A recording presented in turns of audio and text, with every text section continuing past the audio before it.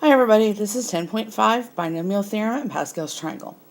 So for Pascal's triangle, you're going to start building it by starting with a 1. Oh, let me change my thickness of my pen. A 1.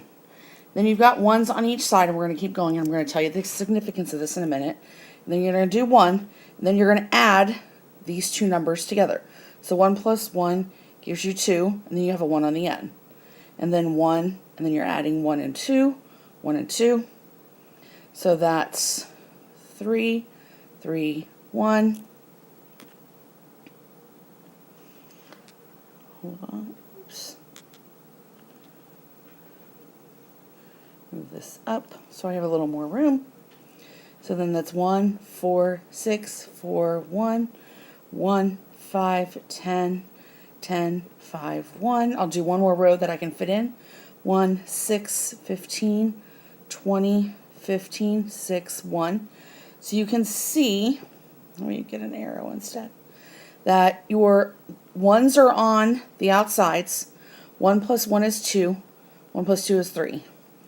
2 plus 1 is 3. 1 plus 3 is 4. 3 plus 3 is 6. 3 plus 1 is 4. You get the idea, and it keeps on going. So the significance of this is that 1 up here is x to the 0 power. So anything to the 0 power is 1. That's the coefficient for x to the 0, or it's just 1. If I have x plus y to the first, and I expand that out, that's just x, 1x, plus 1y, 1, 1. If I expand out x plus y squared, that one is a basic one that most of us know. That's x squared plus 2xy plus 1y squared. So 1, 2, 1 are the coefficients if I were to expand this out. And then, etc. X plus y cubed, x plus y to the 4th, x plus y to the 5th, cat be quiet, x plus y to the 6th. So you'll notice that all of these numbers here match the second number. So whatever this number is here will match the exponent. You'll also notice a pattern in your triangle, so that you don't have to do all of them, is that the first and the last number match, the second and the second to the last number match, the third to the last number matches, and so on in the middle. So you don't really have to do all of them. Once you start figuring out the pattern, it'll go back down. So for x to the 6th, these are the coefficients. You'll also notice that if I have x to the 0 power, that means I have one term. X plus y to the first means I have two terms. 2, I have 3 terms, etc. So I have one more term than the exponents. So from Pascal's triangle above, you can, it's supposed to say get your number of terms. So it's n plus 1. So if your exponent is n, you have one more term. Your exponents on your x term, if I were to expand this out, decrease, and I'm going to show you how this works in a second. They decrease from n to 0, and on the y term, they're going to increase from 0 to n. And I'll explain that on the next screen. Okay, first problem. Use Pascal's triangle to expand x plus y to the 7th. So I'm going to start off with a basic equation. And you don't have this on your other page, so you can go add another one to it. Your coefficients for anything to the 7th are going to be 1, 7, 21, 35, 35, 21, 7, and 1. Let me make sure I have 8 of them. Remember, if it's x to the 7th, you have 1, 2, 3, 4, 5, 6, 7, 8 terms. Then to expand the rest of it, I have to basically look at, what is in my parentheses. So whatever is first, it doesn't matter if it's a letter, a combination of a letter and a number, anything like that. You're going to start high with whatever that is and go low. And the reason I'm doing this stop with parentheses is because on the next screen I'm actually going to put stuff in there. So you want to get in the practice of filling things in. And we're going to simplify. So that's the x. So for the y part, I'm going to start low and go high. Y to the 4th, y to the 5th. Okay, so this gives me my basic terms. So all of this, when I simplify it, is going to give me x to the 7th, y to the 0 here. Basically, anything to the 0 power is 1, and x to the 0 power is 1. So that's x to the 7th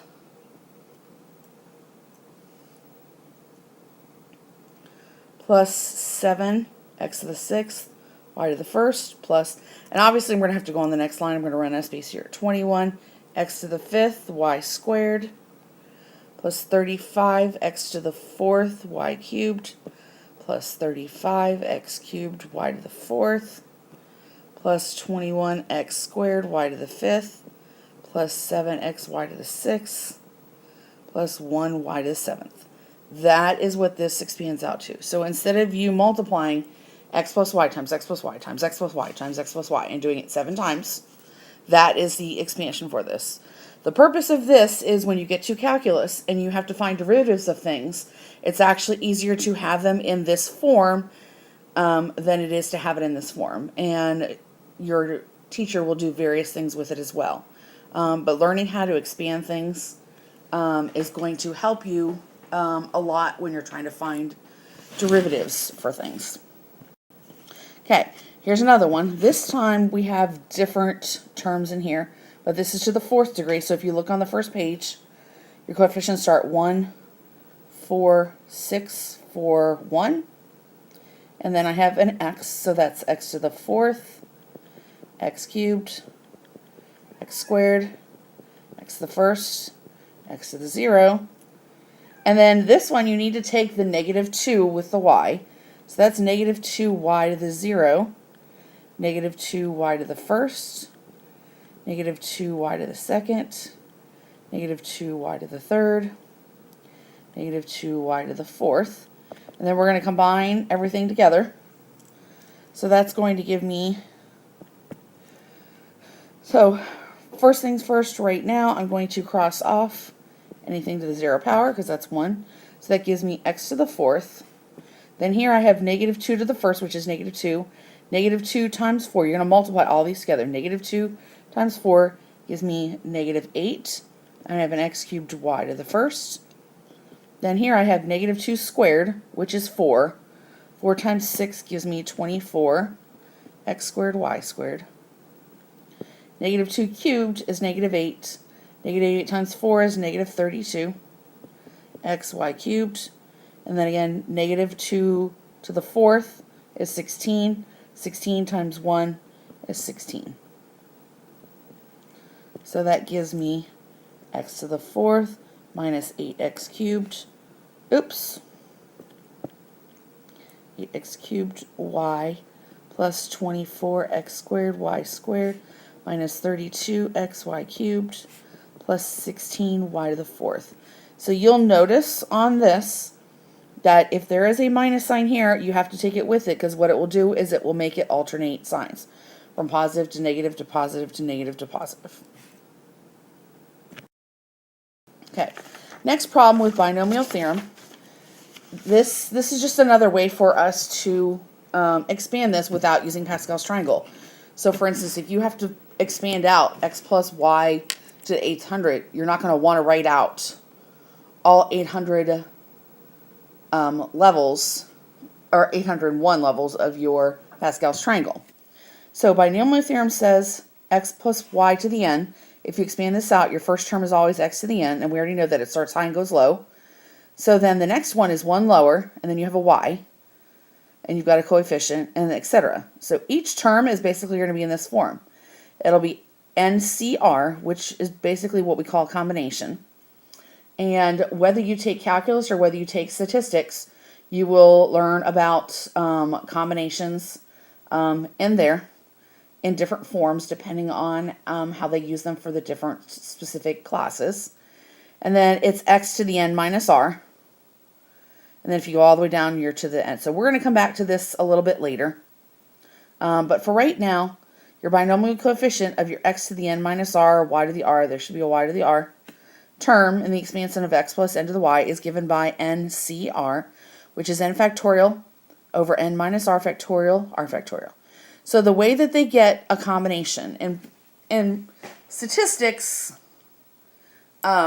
world, Combination is how many ways you can do something when order doesn't matter. So for example, how many ways can you get a group of 50 people from a group of like 100? So, or if I want a group of 5, how many different ways can I make that group?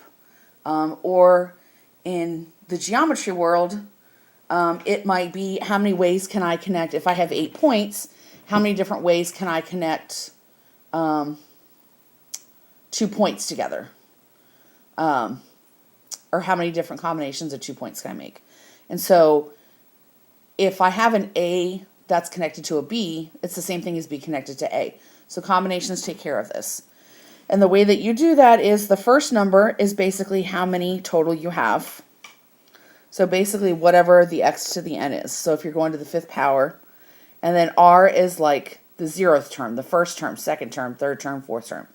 So in pre-calculus world, it's total how many terms you have, and then r is like one less than the term. Because remember that there's one more term than what your exponent is. So if I want the first term, we call that the 0th term, because you're always going to get 1.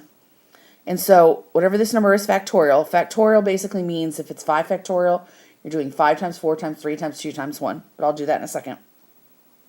And minus r just means you subtract the 2, and r is the smaller number. Sometimes you'll also see it written like this in a parentheses. So I want to find 8c2 by hand.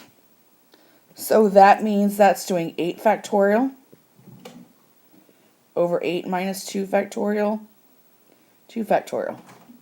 8 factorial means 8 times 7 times 6 times 5 times 4 times 3 times 2 times 1. 8 times 2 factorial, or 8 minus 2 factorial, that's 6 factorial, which means 6 times 5 times 4 times 3 2 times 1. And 2 factorial is just 2 times 1. So if I have 8 factorial over 6 factorial, 2 factorial, this is what I get. And you'll notice that you can, since you're dividing, I can cancel 6's, 5's, 4, 3, 2, 1. And this one's really not going to matter. And 2 will go into 8 4 times. So 4 times 7 will give me 28. So basically in statistic world, if I had 8 items and I want to put them in groups of 2, then I have 28 ways to do that. In pre-calculus world, if you were to expand out the 8th to x plus y to the 8th, 28, the first term is 8c0, second term is 8c1, then 8c2.